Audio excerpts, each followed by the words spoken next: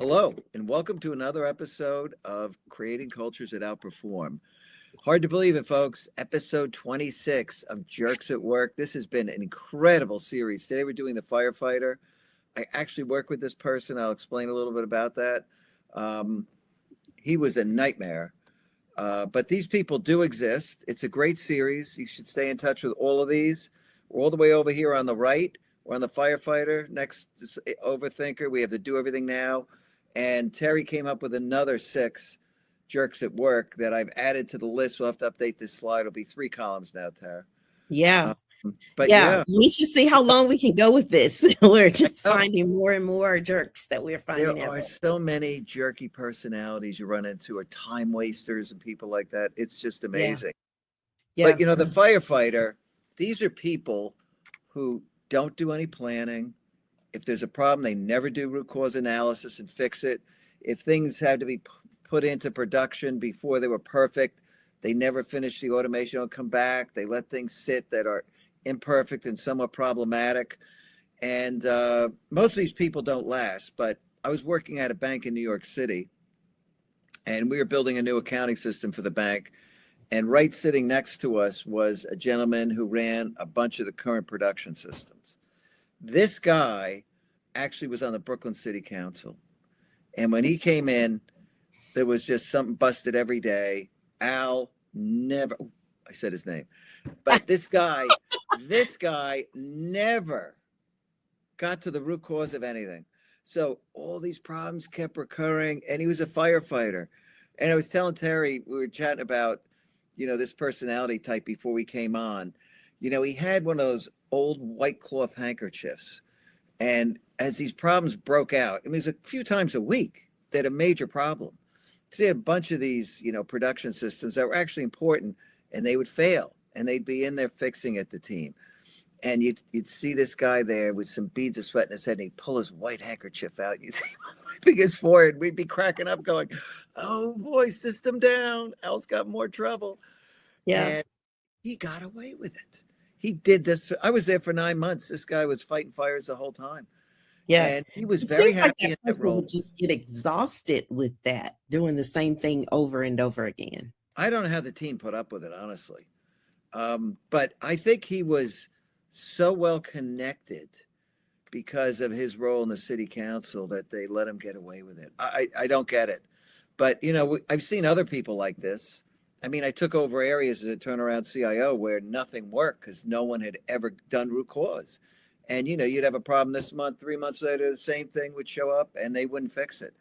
And so we put a great problem management area in, the best root cause guy ever worked with in my life. He would stay on a problem for days if he had to, but they'd get to root cause.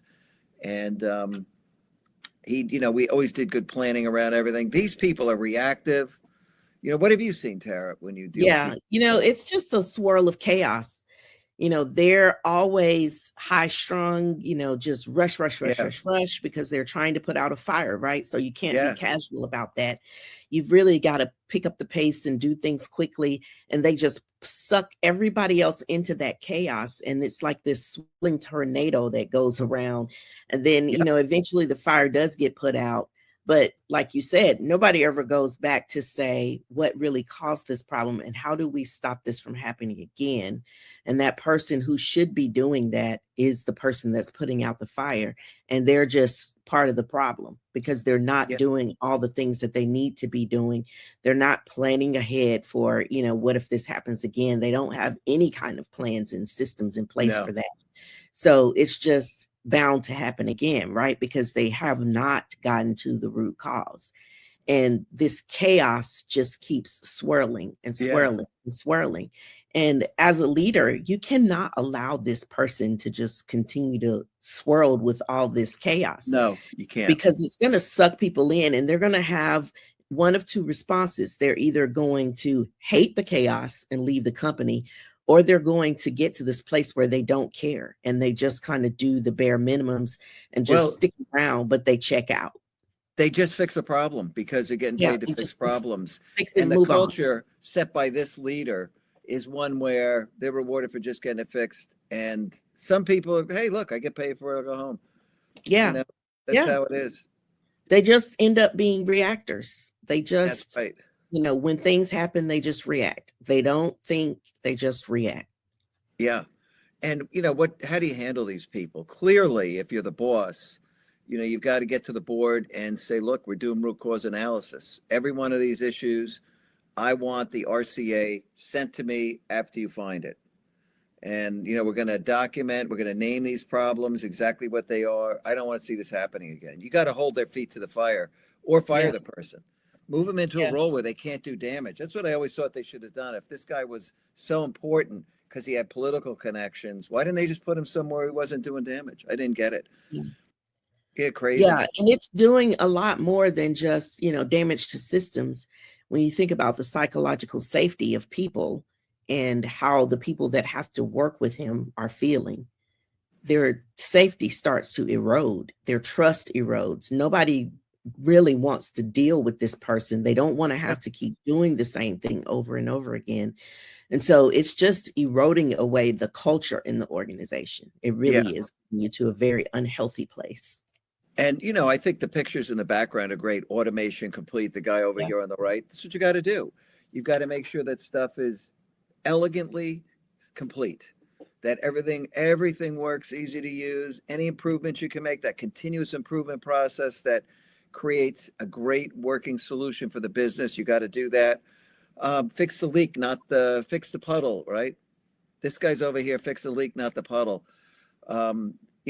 This guy at the bank would clean up the puddle, but he'd never get to the leak. Yeah. And that's what he did. So you've got to get to root cause. I mean, that's the bottom line on these things. Yeah.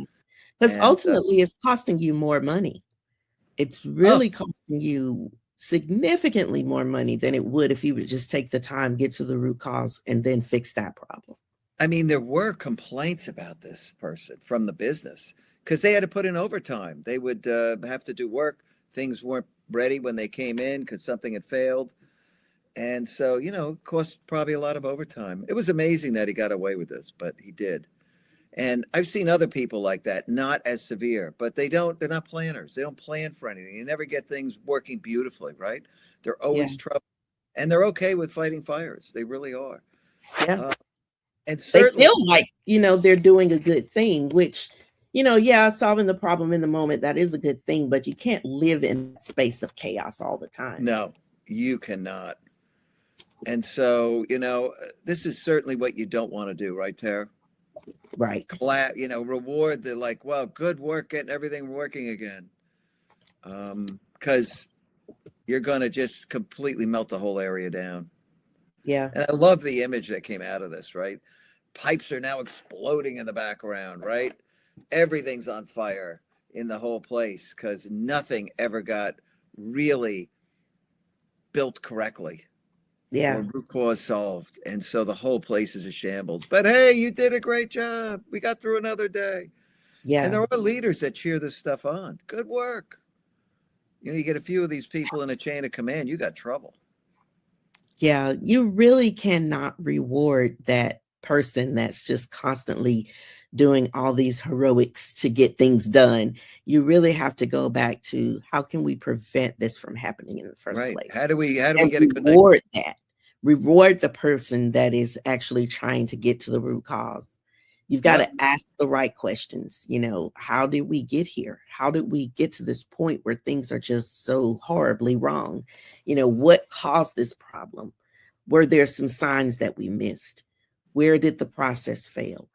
All of those things are just questions that you have to ask yourself and ask the team to sit down and really do some analysis and figure out what is the problem and then how do we fix it? You don't want to just stay in this place of chaos because, again, that's going to erode away your psychological safety.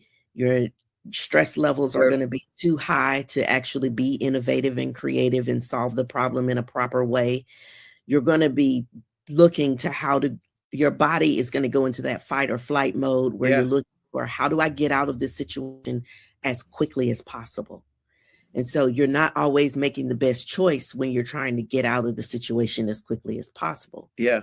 You're just trying to get out. And so when you have people in that space, that's where their head is. That's where their mindset is. So you really do have to address this long term because over time, people will get worn out and exhausted from this, and it just really will cause more It's problems than just it kills letting. morale. If Yeah, you look don't at let this this, person just be the firefighter and not try to get to a place where you really understand what happened and then what we're going to do to make things better. I think that's a perfect lead into this slide because you could see the graveyard. Yeah. Well documented processes and solutions so people know exactly what to do to fix something. Continuous improvement process that should be employed but is actually in the graveyard. No repeatable processes. These guys were always people dependent, not process dependent. And so things would break and you'd be relying on one of these heroes who knew things really well, could go in and plug the hole, but never get to really figuring out where the source of that hole came from. And Yeah. so that's the problem. And like you said, Tara, employee morale absolutely destroyed. Yeah. Yeah, you've got to get some visibility into what that person is doing and really make them go deeper. Make them sit down and really do some critical analysis and not just continue to pull people into things that are just urgent. Everything is just so urgent, urgent, urgent. So you've got this swirl of chaos, but is all of this necessary? Right. Do we need to be doing these things? We don't know because we don't know what the root cause is. So, you may be solving a problem, right? Yeah. You may be getting some results, but is it what really will correct the problem? You have no idea because you don't know what the real problem is. Right. Was it a random problem or is there a real root cause and it's going to recur again? Is it one Yeah. time recurring? You got to know. And Yeah. so, I mean, there's a lot of damage that these people create because they don't lead well. They don't use real proven processes for running a great organization and keeping everything in tip-top shape, no preventive maintenance. So they're a major, major issue. And Yeah. we have an episode every Wednesday, 3:00. Next week, we're doing the Overthinker. Overthinker. And so I certainly hope you could join us for that. You've probably all worked with at least one of these people. And I think it's going to be interesting to chat about them. So why don't you join us? Hope to see you then. Yes.